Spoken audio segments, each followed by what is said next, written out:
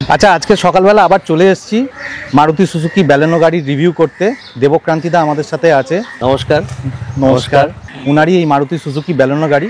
তো এটা 1.2 লিটারের ম্যানুয়াল ট্রান্সমিশনের পেট্রোল ইঞ্জিন আছে, 4 সিলিন্ডারওয়ালা, যেটা 88 বিএইচপি পাওয়ার জেনারেট করে 6000 আরপিএমে, আর 113 নিউটন মিটার টর্ক জেনারেট করে 4400 আরপিএমে। তো দেবক্রান্তিদা, এই গাড়িটা কবে কিনেছেন? এই গাড়িটা কিনেছি আমি 2023-এর নভেম্বর। আচ্ছা, আর এটা কত কিলোমিটার চলেছে? আপাতত চলেছে 23,400। মানে বলা যেতে পারে 1.5 বছরে 23,000, মানে বছরে 10,000-এর মতো চলেই যাচ্ছে। অ্যাভারেজ তোরম চলছে। গাড়িটা বাইরে যায় বলি একটু বেশি, শুধু শহরে তো এতটা হবে না। আমি গাড়ি নিয়ে পাহাড়ে গেছি, গাড়ি নিয়ে আপনার পুরী গেছি, দার্জিলিং, কার্শিয়াং, এগুলো ঘোরাঘুরি করি, খুব ঘুরি আর কি। তো এই গাড়িটাই আমার আর কি সব, মানে শহরে অফিসে যাচ্ছে এটা নিয়ে, বাইরেও যাচ্ছে এটা নিয়ে। বাহ। আর এই গাড়িটা কিরকম মাইলেজ পাচ্ছেন? শহরে পাচ্ছি এসি নিয়ে ধরুন 17-18। আর হ্যাঁ, আর বাইরে পাচ্ছি 20+। আমি আপনাকে একটা ছবিও দেখাতে পারি, আমি কোথাও পেয়েছি এটা 25 হাই রোডে, ওই 50-60-এ চালিয়ে 24-25 পেয়েছি। তো সেই ছবিটা শেয়ার করে দেবেন, আমি না হয় আমাদের কথোপকথন চলার সময় ওটাকে আমি ডিসপ্লেতে দিয়ে দেবো। অবশ্যই অবশ্যই, কারণ 25-এর মতো মাইলেজ পাচ্ছে, যেখানে কোম্পানি ক্লেম করছে 22 কিলোমিটার পার লিটারের মতো, সেখানে 25 পাওয়াটা মানে সত্যি একটা অ্যাচিভমেন্ট। এবং এখানে ড্রাইভারের ক্রেডিট থাকতে হয়। একদম, পুরো চালানোটাই আপনার হাতের ওপরেও।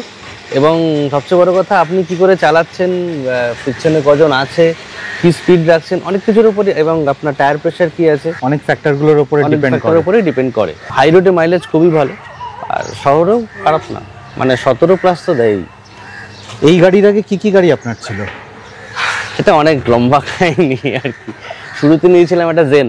ওকে, জেন কিছুদিন চালালাম। জেন কি প্রথমটা একদম পুরোনোটা, না সেকেন্ড যেটা ছিল? সেকেন্ড ভার্সন যেটা, মানে আমি অ্যাকচুয়ালি ভুলেও গেছি কি ছিল, মানে এতদিন জেন এসছিল একটা ছিল। জেন এসছিল না, এসছিলটা পরে, তার আগেরটা, হ্যাঁ জেনটা নরমাল জেন, নরমাল জেন খুব ভালো গাড়ি ছিল, দারুণ গাড়ি ছিল, দারুণ গাড়ি। তারপর চলে এলাম অল্টোতে। রাইট, অল্টো তো আরো ভালো গাড়ি লাগলো, মানে এত সুন্দর গাড়ি। তো সেই অল্টো চালালাম অনেকদিন। আমার দুটো অল্টো ছিল। আচ্ছা, পরপর দুটোই অল্টো নিয়েছিলাম, প্রায় 9-10 বছর অল্টো চালালাম। তারপর এর আগেরটাই নিলাম, মানে অনেকদিন মারুতিতে থাকার পর ভাবলাম একটু কোম্পানিটা চেঞ্জ করি, দেখি অন্য কোম্পানি কি বলছে। তো গ্ল্যান্সা নিলাম, রেটিং দেখেও নিলাম। রেটিংটা যদিও আমার কাছে খুব একটা ম্যাটার করে না, ওটা পরে আসছি, তাও রেটিং দেখেই নিলাম। মানে ক্র্যাশ টেস্ট রেটিং এর কথা বলছি। হ্যাঁ, ক্র্যাশ টেস্ট রেটিং, মানে এনক্যাপ রেটিং। তো সেটা দেখে নিলাম, বাট সামহাও হয়তো আমার জন্য গাড়িটা ছিল না, কারণ আমার গাড়িটা অনেক সমস্যা দিচ্ছিল। তো সেইটা নিয়ে আমি একবার মানে হিলেও গেছি। তারপরে ফেরার পথেও ওই ইনফোটেনমেন্টে প্রবলেম দিচ্ছিল, তারপরে আপনার পিক আপ, ফুয়েল মিটার ঠিক দেখাচ্ছিল না। এগুলোর জন্য I had to sell the car. সেটা ক বছরে সেল করলেন? সেটা 1 বছর 2 মাসের মাথায়। 1 বছর 2 মাসের মাথায় সেল। গাড়িটা 11,000 মতো চলেছিল, 11 কি, হ্যাঁ ওরকম 10-11 হাজার চলেছিল। মানে টেকনিক্যালি বলতে গেলে গ্ল্যান্সা আর আপনার ব্যালেনো হচ্ছে একই গাড়ি বলা যেতে পারে, একদম দুটো ব্যাজিং করে। ওটা বেচে আবার ওই গাড়িটা, ওই টাইপেরই গাড়ি একটা অন্য ব্র্যান্ডের নিলেন কেন? আমার আপনার তো আমি মানে কোশ্চেনটা আরো ক্লিয়ার করে দিই, কারণ আপনি হয়তো বুঝতে পেরেছেন, দর্শকরা হয়তো বুঝতে পারছেন না। গ্ল্যান্সা আর ব্যালেনো হচ্ছে একই টাইপের গাড়ি। এবার গ্ল্যান্সায় যে এক্সপিরিয়েন্সটা উনি বলছেন যে অনেক রকম বিটার এক্সপিরিয়েন্স হয়তো উনি ফেস করেছেন, সেটা হয়তো আরেকটু ডিটেলে জানবো। কিন্তু তারপরে সেম টাইপের গাড়ি আপনি নিলেন কেন? বুঝেছি, আমার ইচ্ছে ছিল মানে গাড়ির এই যে লুকস, এই যে বিল্ড কোয়ালিটি, এটা আমার খুব মানে চোখে লেগেছিল, ভালো লেগেছিল। তার জন্য আমি, এবং আমার আগের গাড়ির কালারটা ছিল একটু ব্রাইট, মানে অ্যাশ কালার ছিল। তো সেইটা যখন হলো না, তো আমি বললাম না ঠিক আছে, টয়োটার প্রতি একটা, মানে টয়োটা খুবই ভালো কোম্পানি, কিন্তু সামহাও আমার প্রোডাক্টটাই হয়তো বা আমার পিসটা হয়তো খারাপ ছিল। তো সেই জন্য আরেকটাই সেম জিনিস নিলাম, একদম ব্যালেনোর টপ মডেলটা নিলাম। মানে আপনি যে বলছেন এই বিল্ড কোয়ালিটির ব্যাপারটা, বিল্ড কোয়ালিটি হয়তো বললে দর্শকরা ভুল বুঝবে, মানে আপনার ডিজাইনটা, ওভারঅল ডিজাইনটা ভালো লেগেছে। হ্যাঁ, কারণ এটার স্টার রেটিং সেরকম ভাবে নেই আর না, একদমই নেই, 0 স্টার। বিল্ড কোয়ালিটি যেই বলবো তখন লোকে বলবে আরে 0 স্টার রেটিং নেই, উনি বিল্ড কোয়ালিটি বলছেন। কিন্তু উনি জানেন যে এটা 0 স্টারই পেয়েছে, কিন্তু তা সত্ত্বেও এটার যে ডিজাইন আছে এবং এতে যে সমস্ত সেফটি নর্মস গুলো রয়েছে, খুবই এয়ার ব্যাগ রয়েছে, 6 এয়ার ব্যাগ আছে, হিল ক্লাস সিস্টেম, যেটা হিলের উপর দাঁড়িয়ে থাকে, হিল হোল্ড অ্যাসিস্ট যেটা, রাইট। রিয়ার 360 ডিগ্রি ক্যামেরা আছে। বাহ, 360 ডিগ্রি ক্যামেরাটা মানে দেখুন আমি শিখেছি একদম পাতি মারুতিতে শিখেছি, জামাইবাবুর গাড়িতে। উনি অনেক হেল্প করেছিলেন শেখাটায়, কিন্তু মানে জামাইবাবু শেখা মানে ওনার কাছে আমার বাইকও শেখা, গাড়িও শেখা। তো যাই হোক, উনি অনেক হেল্প করেছেন, কিন্তু তখন তো শেখা ম্যানুয়ালে, কিছুই ছিল না। এখন এই 360 ক্যামেরার এমন অভ্যেস হয়ে গেছে, মানে এটা ছাড়া যেন মনে হয় কিছু একটা নেই। যখন গাড়ি ব্যাক করছি বা সাইডে কোথাও রাখছি একটু মানে আমি তো গাড়ি বাইরে দেখতেই হচ্ছে না, বাইরের লোকজন ভাবছে গাড়িটা করছে কি করে, মানে নর্মাল পিপল যেটা ভাবে। কিন্তু 360 ক্যামেরার আপনার অভ্যেস যদি হয়ে যায়, মানে ইট ইজ অ্যাডিকটিভ। তো এনিওয়েজ, আর যেটা আপনি ওই বিল্ড কোয়ালিটি বললেন এনক্যাপ রেটিং এ, আমি জানি এটা জিরো দেখেই কিনেছি, আমার কোথাও মানে জিরো দেখে না, এমন পছন্দ হয়ে গেছে যে জিরো স্টারটা আর কোনো আপনার কাছে মাইনে রাখেনি। হ্যাঁ, কারণ দেখুন আমার প্রথম গাড়ি জেন ইয়ের, তারপরে অল্টো, এইটা আমি যদি রেটিংটা মানে সিকিউরিটিটা অতটাই প্রায়োরিটি দিতাম, তাহলে এই গাড়িগুলো নিতাম। আমার কোথাও মনে হয় যে এটা ড্রাইভারের উপর অনেকটাই নির্ভর করে। মানে I believe on my hand, আমি আমার ড্রাইভিংটাকে বিশ্বাস করি। আপনি যদি ধরুন নেক্সানের মানে 5 রেটিং গাড়িও চালাচ্ছেন, আর আপনার যদি সেরকম ভুলভাল হাত হয় বা সেরকম ভাবে কেউ মারে, আপনার সেই গাড়িতেও হবে, সেটা কিন্তু 5 স্টার রেটিং। টাটার সব গাড়ি 5 স্টার রেটিং প্রায়। তো সেইটা আমার কাছে অতটা ইম্পর্টেন্ট নয়, সামহাউ আই ফেল, যেটা আমার ড্রাইভিং এক্সপিরিয়েন্স থেকে বলছি। আপনার হাত কিরকম, আপনি কিভাবে চালাচ্ছেন, আপনার রোড এক্সপিরিয়েন্স কিরকম, পুরোটাই আপনার উপর। 5 স্টারটা কোনো আমার কাছে মনে হয় না খুব একটা ইম্পর্টেন্ট। এটা হয়তো আমার সাথে অনেকে ডিফার করতে পারেন, but they are also welcome, but আমি বলবো এটা অতটা ইম্পর্টেন্ট না। পুরোটাই আপনার হাত, আপনার ভিশন, আপনার থট প্রসেস, কি করে চালাচ্ছেন। এমন অনেক হচ্ছে যেভাবে কাটিয়েছি আমি, মানে ওখানে যদি অনেক ড্রাইভার থাকতেন, তারা যদি মেরে দিত না, মানে অবস্থা খারাপ হয়ে যেত, মানে গাড়ি ভল্ট করে যেত। পুরোটাই আপনার হাত, এই হাত দুটোর উপর আমার বিশ্বাস আছে। আর এটাই একজন ভালো ড্রাইভার, সে আমি মনে করি যে অন্যের ভুলটা শুধরে গাড়িটা চালাবে। রাইট, অন্যের সে ওয়েট করবে না যে আমার গাড়িটা 5 স্টার আছে সুতরাং ধাক্কাটা ভিড়িয়ে দিই। আমি নেক্সন চালাচ্ছি 5 স্টার আছে, ভিড়িয়ে দিই, তারপর দেখা যাবে। আমার তো যতই চাদর মোটা, হ্যাঁ চাদর মোটা, গাড়ি উল্টাতে কিন্তু সবকিছু লাগে না। তো পুরোটাই মানে আমি একটু অন্য টাইপের প্রশ্ন জিজ্ঞেস করছি। মানে 5 স্টার রেটিং ওলা গাড়ি যদি কেউ চালায়, কিংবা আপনি যদি চালান, আর তারপর যদি একটু কম সেফটি রেটিং ওলা গাড়ি চালান, তাহলে কি আপনার মানসিক কোনো চেঞ্জ আসবে? আমার আসবে না। আপনার আসবে না? আমার আসবে না। অনেকের এটাই আসে যে গাড়িটা 5 স্টার রেটিং নেই, তাহলে বোধহয় কিছু একটা হবে। আচ্ছা 4 স্টার হলে ভালো হতো, আচ্ছা 0 স্টারে চালাচ্ছে, এই বোধহয় মেরে দিল। এটা কিন্তু সাইকোলজিক্যাল না, এটা ব্যাক অফ দ্য মাইন্ডে কি চলে কারো যে 5 স্টার রেটিং বলে ঠিক আছে এগিয়ে তো যাই, তারপর দেখা যাবে? মানে আমার এটা কোনোদিনই প্রায়োরিটি বা ক্রাইটেরিয়া, মানে আপনার কাছে এই জিনিসটা কখনো প্রিডমিনেন্ট হয়ে আসেনি? কোনোদিনই না। আমি অল্টো যেভাবে চালিয়েছি, পাহাড়ে নিয়ে গেছি, ঘুরেছি, যা তাভাবে চালিয়েছি, পুরোটাই আপনার ড্রাইভিং স্কিল, এবং কিছুটা তো উপরওয়ালার লাক আছে, সে আমরা যা বলি, কিন্তু পুরোটাই স্কিল। আপনার গাড়িটা ভালো করে চালানো দরকার। তার মানে ড্রাইভিং এর সময় আপনার এই সেফটি ব্যাপারটা কখনো মাথাতেই আসেনি, যে এটা রেটিং কত, এটা মাথায় আসেনি। নিজের সেফটিটা নিজের হাতে রেখে, একদম আমি অন্যের ভুলটা শুধরে বেরোবো। আমি তো ঠিক চালাবো, লোক তো ভুল করবেই, সেই জন্যই অ্যাক্সিডেন্ট হচ্ছে। আপনি ভুল খুব কমই করছেন, লোক ভুল করবে, সেইটাকে আপনাকে বাইপাস করে ঠিক যেতে হবে। He or she is a good driver, this is what I feel. গ্লান্সায় কি সমস্যা হয়েছিল? উরি বাবা, সে তো লিস্ট। প্রথমত আপনাকে বললাম ইনফোটেনমেন্টের সমস্যা, মানে ব্লুটুথ কিছুতেই কানেক্ট হতো না। আমারটা তো হতো না, বাড়ির পেছনে যারা থাকতো, মানে ধরুন সবাই কি গান টান চালাচ্ছে কেউ, আমি একটু গানের জগতের লোক আছে, আমার একটা চ্যানেল আছে, আপনাকে পরে বলবো, ওখানে আমি আমার নিজস্ব কিছু লেখা গান টান আছে, তো আমি গানের জগতের লোক। উনি কিন্তু ভালো গানও গান এবং গিটারও বাজান, ঠিক আছে? আমি কোনোদিন গিটার হয়তো যদি আমার সুযোগ হয়, হ্যাঁ অপরচুনিটি পাই, তাহলে ওনার গিটারটাও কোনোদিন আমার ভিডিওতে আপলোড করে দেবো, চ্যানেলে আপলোড করে দেবো নিশ্চয়ই। কিন্তু আমি চেষ্টা করবো একটা গান অন্তত আপলোড করা, ওনার থেকে একটা শুনবো গান। নিশ্চয়ই। তো সেইখানে ধরুন আমার সার্কেল যারা আছে, তারা সিঙ্গার আছে বা কেউ হয়তো মিউজিশিয়ান আছে, বা তারা যখন বলছে দেব এটা চালা, দেব ওটা চালা, কানেক্টই হচ্ছে না, মানে ভেরি ইরিটেটিং। এবং শেষ পর্যন্ত তারা মোবাইল স্পিকারে গানটা চালাতে হচ্ছে।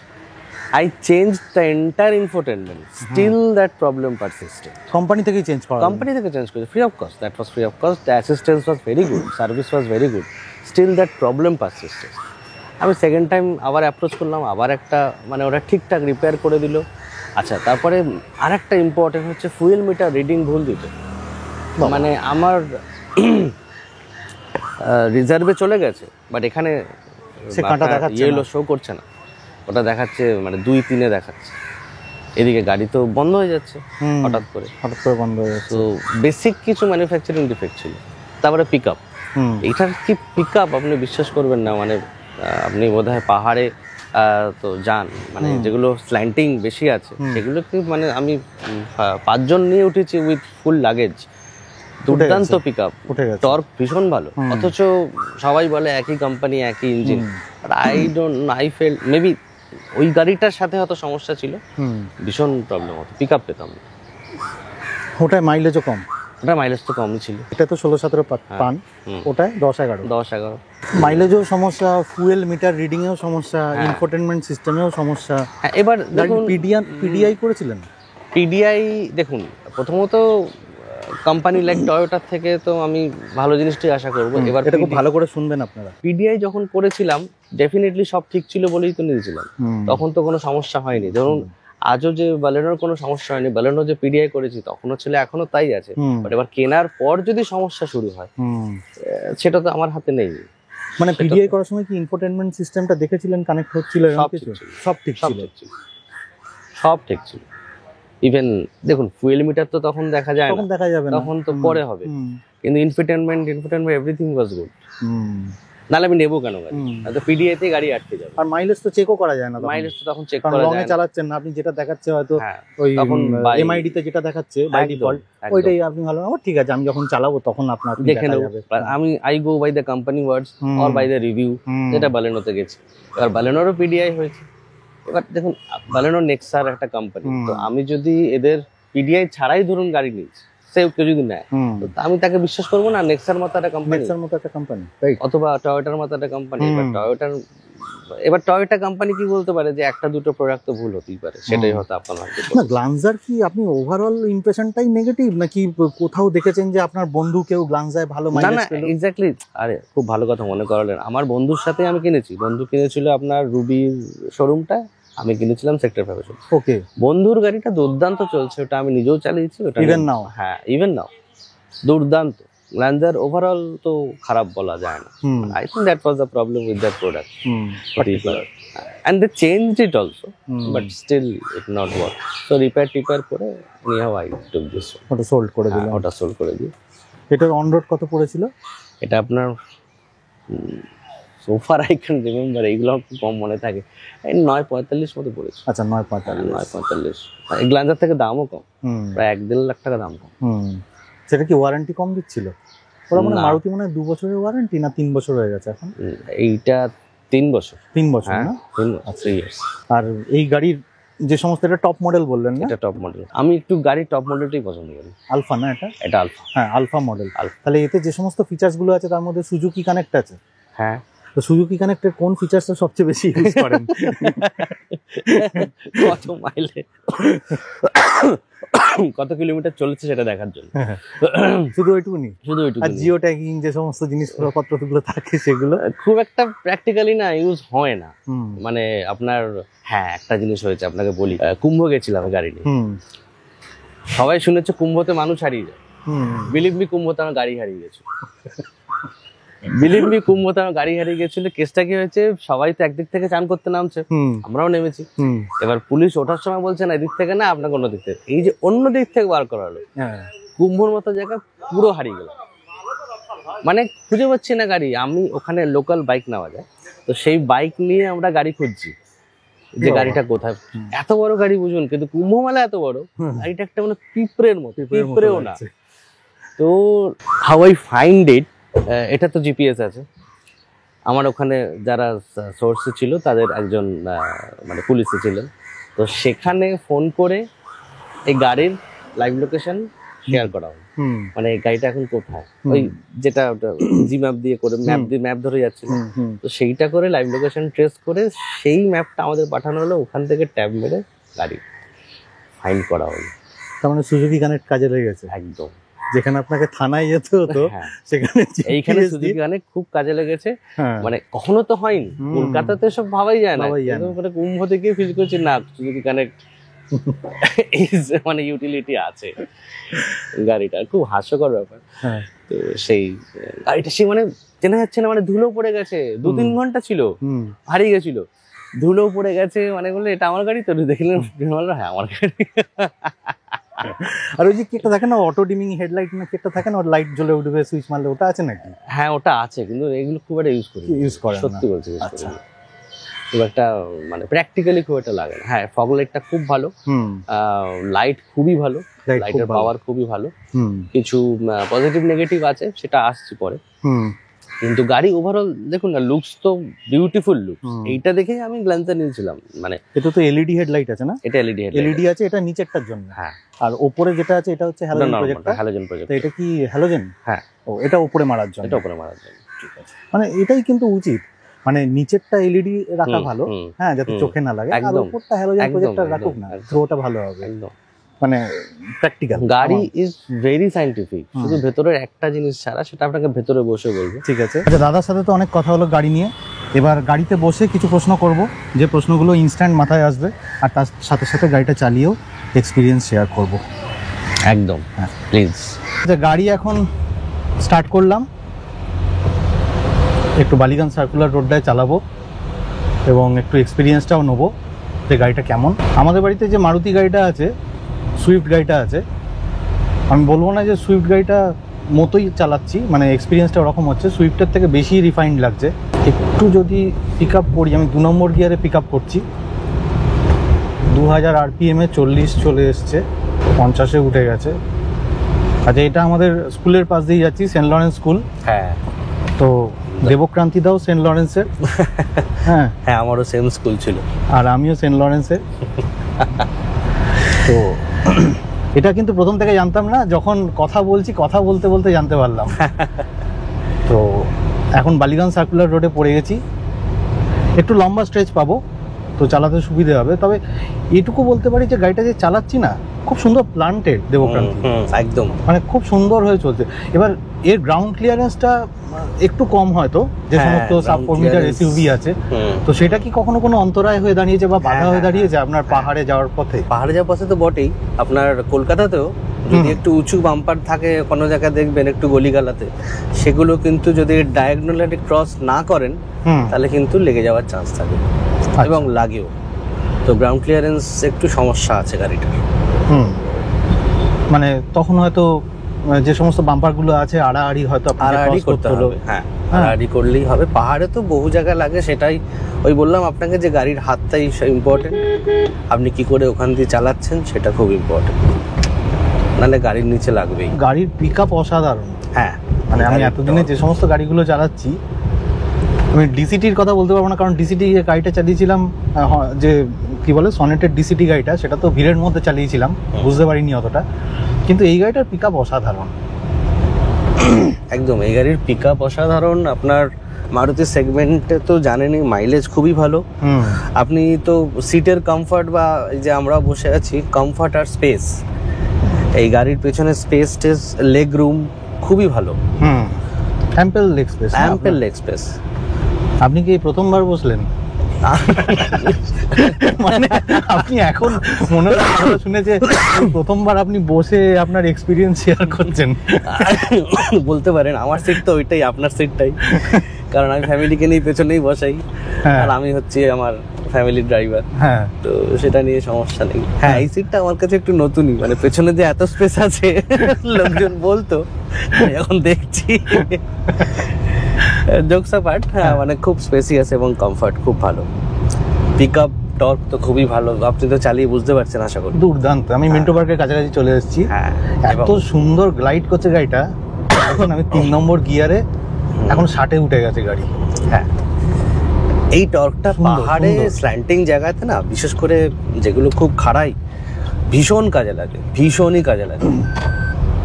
আর মানে হয়তো এখানে অনেকে ডিফার করবে আমার সাথে, আমি স্টিল ম্যানুয়াল গাড়ি ভীষণ পছন্দ করি।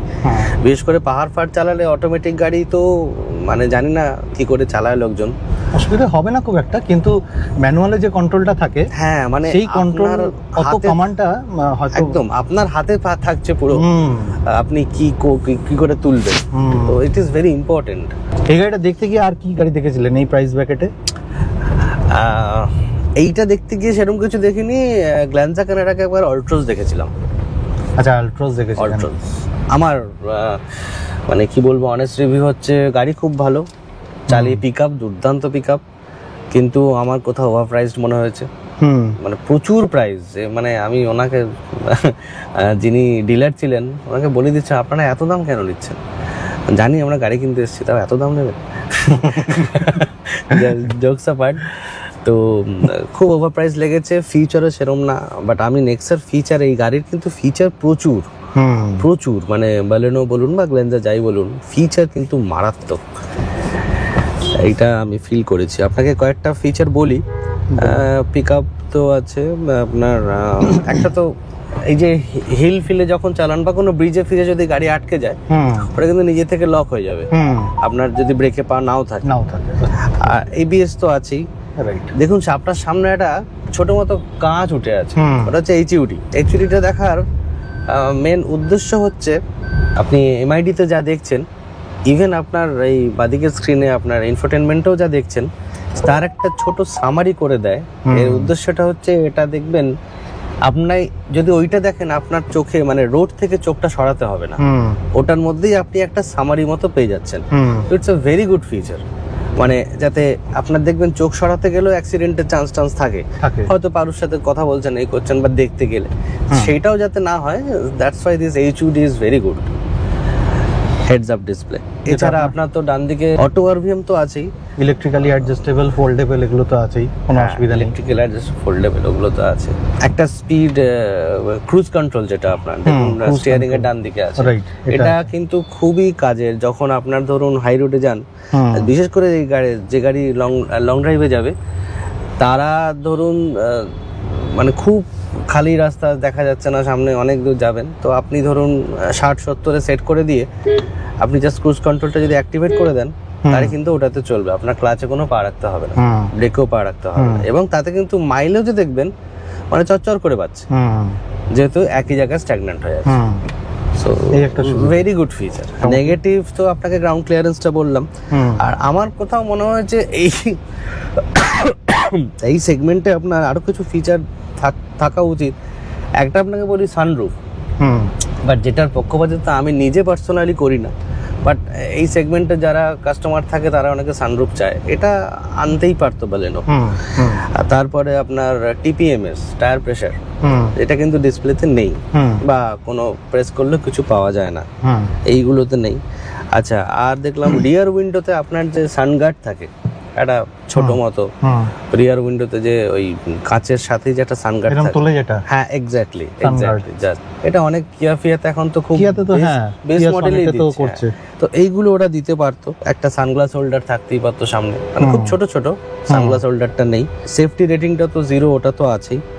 আর আমার কোথাও একটু হাই রোডে মনে হয়েছে সাসপেনশনটা আরেকটু বেটার হলে ভালো হতো।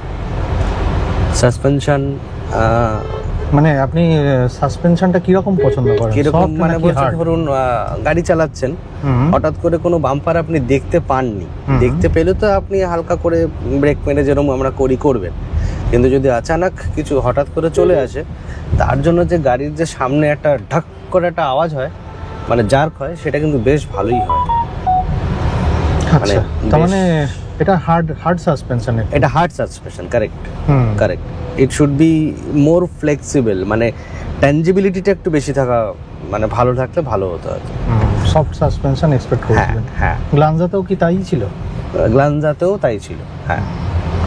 কিন্তু অন্যান্য গাড়ি যখন মানে বালেনো কেনার পরে আরো 2-1টা গাড়ি টেস্ট ড্রাইভ দিয়েছি, যেমন ধরুন কিয়া, তারপরে আপনার 3Xও দিয়েছি, তো এগুলোর কিন্তু সাসপেনশন আমি খুব ভালো পেয়েছি, মানে ইচ্ছা করে একটু খারাপ রোডে চালিয়েছি, সাসপেনশন কিন্তু মানে এইটার থেকে ভালো। আমি বলছি না খুব খারাপ, কিন্তু বেটার ছিল। আর একটা যেটা, এটা আপনি ফিল করতে পারছেন কিনা জানি না, দেখুন রিয়ার ভিউ মিররটা যেখানে আছে, পুরো অ্যাসেম্বলিটার জন্য আপনার কি মনে হচ্ছে না মাঝখানে কোনো একটা ভিউ ব্লকেজ হচ্ছে? মানে এটা, হ্যাঁ, এটা তো আমার ছোট লাগছে প্রথম কথা। হ্যাঁ, মিররটাই ছোট লাগছে, কারণ আমি মুখ দেখতে পাচ্ছি না। হ্যাঁ, আর সেকেন্ড হচ্ছে কি, যে আপনার পেছন দিকে যে গ্লাসটা না, ওই গ্লাসের ভিজিবিলিটিটা খুব একটা ভালো লাগলো না আমার। একদম ওই হামটার জন্য হয়তো মানে ওই যে পেছন দিকে হেডরেস্টটা আছে, হ্যাঁ হ্যাঁ হতে পারে ওটার জন্য হয়তো এটা অ্যাডজাস্টেবল, ভিজিবিলিটিটা তো অ্যাডজাস্টেবল একটু মানে ভালো পাচ্ছি না আর কি অতটা।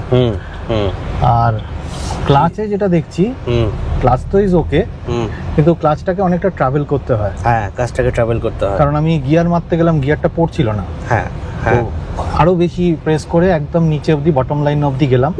তারপর হ্যাঁ ক্লাচের ট্রাভেল টাইমটা বেশি, একটু বেশি, মানে নট লাইক ওই ডিজেলে একটু দিলেই হয়ে যায়, কিন্তু পেট্রোলে আমার মনে হয় একটু বেশি দিতে হয়। হতে পারে মেবি এটা এরকমই হয়। হ্যাঁ এটা অ্যাডজাস্ট করতে হয়তো অভ্যেস হয়ে যাবে। তো আপনি তো এতক্ষণ চালালেন, আমি তো রোজই চালাচ্ছি, তো পেছনে প্রথম বসলাম, তো আপনার মানে driver seat, comfort, overall experience কিরম লাগলো, বা নেগেটিভ কি লাগলো এটা যদি বলেন, এটা আমার কাছে অনেক ইম্পর্টেন্ট। দেখুন, গাড়িটা চালিয়ে আমার কোনো কমপ্লেন নেই, সোজা কথা। মানে আমার অসাধারণ লেগেছে গাড়িটা চালিয়ে, এই জন্য ভালো লেগেছে কারণ এই গাড়িটার পিক আপটা খুব সুন্দর, বিউটিফুল, খুব সুন্দর। মানে কমপ্লেন থাকারই কথা নয় কারো পিক আপ নিয়ে।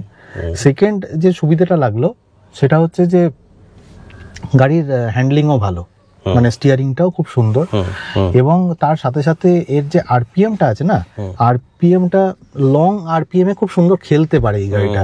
একটা জিনিস দেখলাম যে গাড়িটা যখন 2 নম্বর গিয়ারে আমি খেলছি, তখন 2 নম্বর মানে 2000 আরপিএম এ তখন এটা 50 স্পিডে চলে গেছে।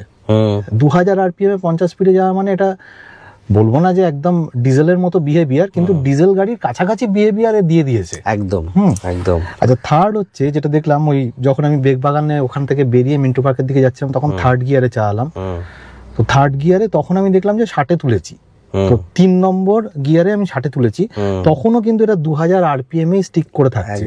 হ্যাঁ, তো এই মানে আমার এই ইঞ্জিন তো দেখুন বেশি কিছু বুঝি না, কিন্তু অ্যাটলিস্ট আরপিএম দিয়ে একটা আন্দাজ করা যেতে পারে বা করা যায় যে ইঞ্জিনের বিহেভিয়ারটা কিরকম।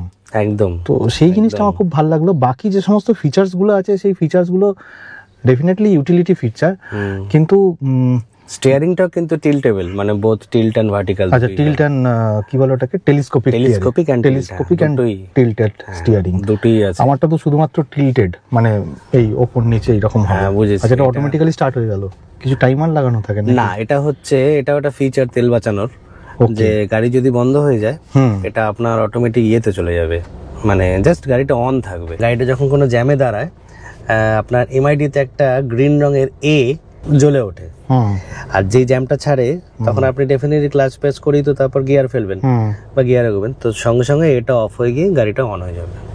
গ্রিন রং কালারের যে এটা জ্বলে উঠলো, তখন ওখানে একটা জায়গায় দেখলাম, যখন ওই এলগিন রোডের ওখানটা দাঁড়িয়েছিলাম, ওটাই মানে হচ্ছে আপনার ফুয়েল সেভিং। এবং আপনাকে যখন গাড়ি বন্ধ করবেন সামারিতে দিয়ে দেবে যে এর জন্য আপনি কত ফুয়েল সেভ করলেন। ও এটার আরেকটা আপনার রিজার্ভে, কিন্তু আমি একবার পুরো রিজার্ভ এন্ড করে দেখেছিলাম, পুরো রিজার্ভে কিন্তু আপনার প্রায় 130 কিলোমিটার গেছে রিজার্ভে, শুধু রিজার্ভে। মানে আমি গাড়িতে 2 লিটার তেল নিয়ে বসেছিলাম চেক করার জন্য। তো starting from desire I put it 0 and তেল ভরা অবধি আপনার প্রায় 125-26 গেছে। আচ্ছা, এবার আমার রিকোয়েস্ট, হ্যাঁ, দেবক্রান্তিকে একটা গান গাইতে হবে, ঠিক আছে? তো একটা গান শুনিয়ে দিন প্লিজ। প্রথমে একটা কথা বলি দাদার নামে, দেবজিৎ বাবুর নামে। তো দাদা অসাধারণ ভালো মানুষ, এবং দাদার চ্যানেলকে আমি খুব ফলো করি, আপনারাও করবেন, তার কারণ উনি ভীষণ ইনফরমেটিভ ভিডিও বানান, এবং প্রতি মাসে উনি একটা টপ 25 গাড়ির লিস্ট দেন, তার সাথে কিছু অ্যাডেড ইনফরমেশন দেন, কিছু ক্লু পয়েন্ট দেন যেগুলো কারেন্টলি মার্কেটে অ্যাভেলেবল বা চলছে। উনি রীতিমতো রিসার্চ করে ভিডিওটা বানান, দেখবেন, এবং দাদা খুবই ভালো ভিডিও বানান।